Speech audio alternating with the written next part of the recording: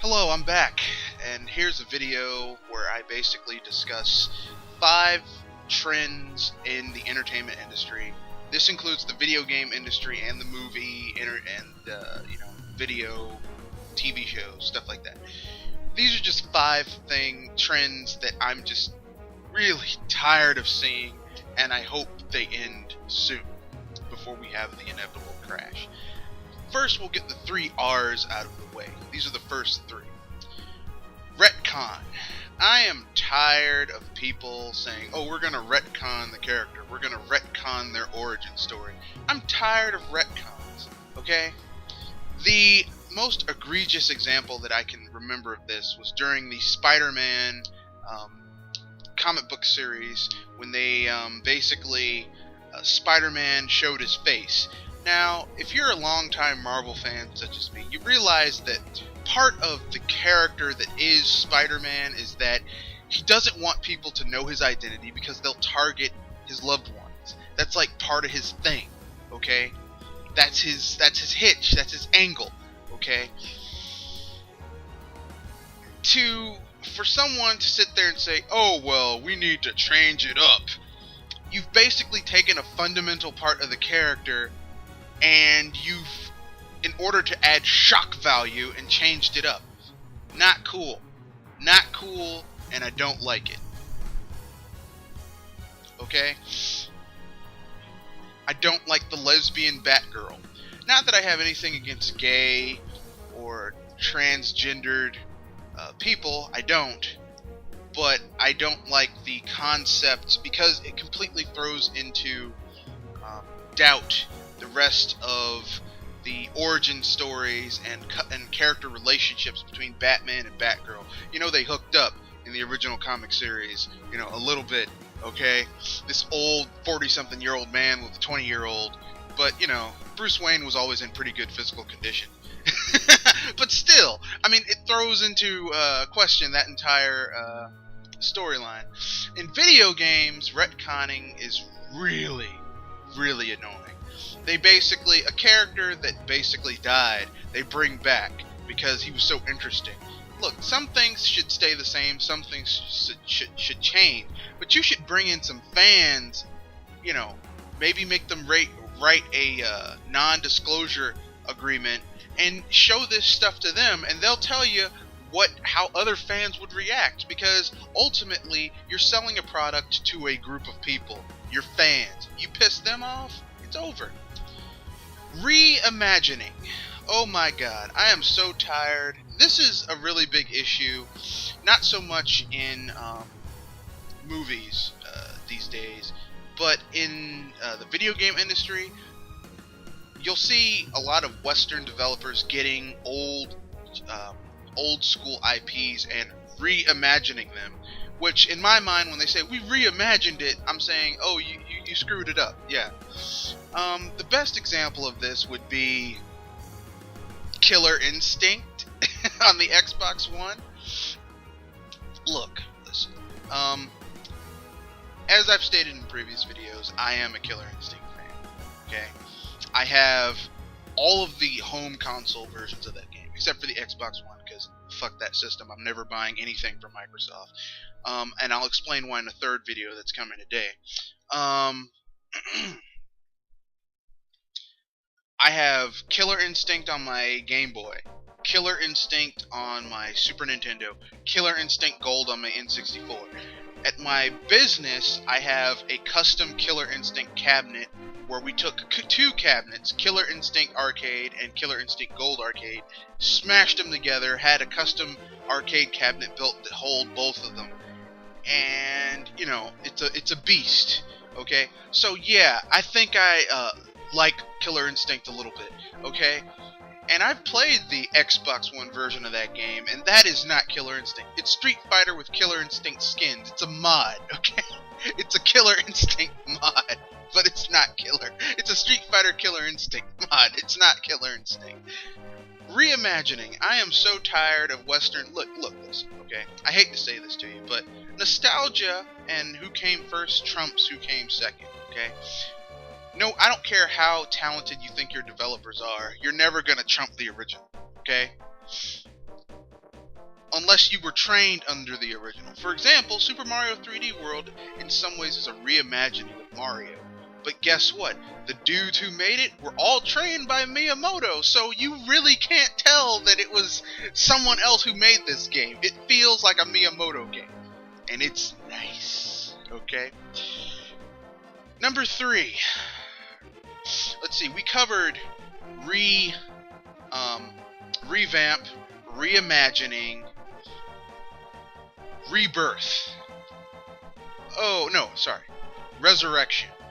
I'm tired of people attempting to resurrect franchises that really, unless you're the original developer, you don't know what in the fuck it took to make that franchise in the first place. You have no idea. You have no concept of how it was being made. Okay? None. You don't know what people put into it. Okay?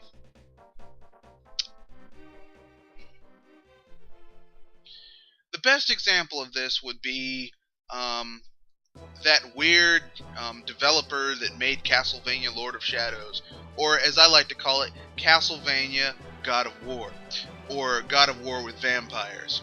You know, it's a great series. It's a fun game. Is it a Castlevania game? Nope. People say that they want... We've seen this with Zelda games. The Zelda series began to have a gradual decline because they were focusing on combat and not the most important part of Zelda. Zelda was never about the combat. Enemies are just an obstacle to either go through or around. The real essence of Zelda games were the puzzles and the exploration. That's it. Which is why a game such as A Link Between Worlds is so just mwah! Because it is the essence of this exploration and puzzle solving. Yes, it is. Next! We'll move on to the next thing in the world, which is what it means to truly be. We'll move on to the last two offenders of the 5. Number 2. Microtransactions. Yes, microtransactions. I am so tired of microtransactions. God, I'm tired. I'm tired of microtransactions. Here's my problem with microtransactions, okay? I would rather just pay. Look, I understand. You have a game that you're selling for and I don't mean microtransactions in free-to-play games are bad enough. But I've already covered that in a previous video. The thing that gets on my nerves is microtransactions in a game that you've already paid for, like a $19, $25, $30 game, and they're charging you microtransactions that once you add up all the microtransactions, you're paying $60-$70 in total. This is getting ridiculous. I mean, this is getting downright ridiculous. I'm tired of it. I'm tired of microtransactions. It's getting on my nerves. That being said, there is a caveat to microtransactions. Are all microtransactions bad? No. And that leads me to my first one, to number 1 trend that I'm tired of the video game industry overusing. DLC and patching. That's right. I am tired of developers pushing out broken games and under the assumption that they can patch it at post-launch. I'm tired. I'm tired of it. I mean, I know you guys have a deadline to meet, but here's the thing. If you spent more time on the game and less money on paying your developers and hiring more developers and less money bullshit hype marketing your game, you wouldn't need patches, or not nearly as much, or as many. This goes hand in hand with DLC. And I don't mean expansions, okay? I don't mean like Skyrim with their 4 expansions, or Bioshock with its expansions, Bioshock Infinite with its expansions, or Borderlands with their expansions. I'm talking shit that was supposed to be in the game that was taken out because they want to charge you extra for it. Mass Effect 3, the Prothean DLC, anyone? Yeah, that's what I'm talking about. Look, now, I may be spoiled because I'm a Nintendo gamer, and Nintendo basically tries to give you the best they can. You know, they try to give you a full gaming experience right off the bat. Like, I'm playing my way through Super Mario 3D World right now. I'm mostly a single-player gamer. I don't like playing with other people unless it's Smash Brothers or a kart racing game or a fighting game. So, sorry. So I'm going through it, you know, each level with each character. But I am. Would it be nice that at the end of this game, if they added an expansion to it? I wouldn't be averse to it. I'd pay $20 for an expansion for Super Mario 3D World. I would. If they added some more worlds, like more themed worlds, like a big, huge world where all the enemies are huge, you have to fight your way through the big, huge enemies, I would love that. That would be awesome. Okay? That's just how I feel. But I'm talking DLC where they, try to squeeze blood from a stone. Because I'm telling you right now, if I pay $50 to $60 for a game, I want the full gaming experience. I don't want bits and pieces and here and there. Okay, I want the whole thing.